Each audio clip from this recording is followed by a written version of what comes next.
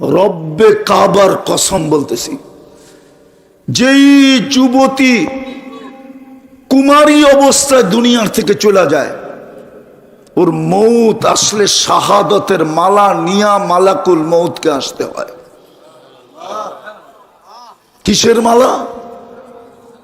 কিসের মালা? এই উম্মত তো চিনি না। জানেন শাহাদতের প্রকার কয়টা?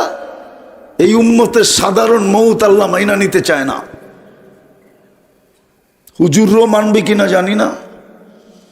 এই উম্মতের সাধারণ মৌত আল্লাহ মাইনা নিতে চায় না। এই জন্য শাহাদতের প্রকার দিচ্ছে 56টা। কয়টা? কয়টা? এই উম্মত 56 ভাবে শহীদ হবে। কয় ভাবে? কয় ভাবে? 56 ভাবে। আপনি চিন্তা করতে পারেন, হাফ সেঞ্চুরির পরেও 6টা। বুঝা গেল এই উম্মতের সাধারণ মৌত আল্লাহ মাইনা নিতে পারে না।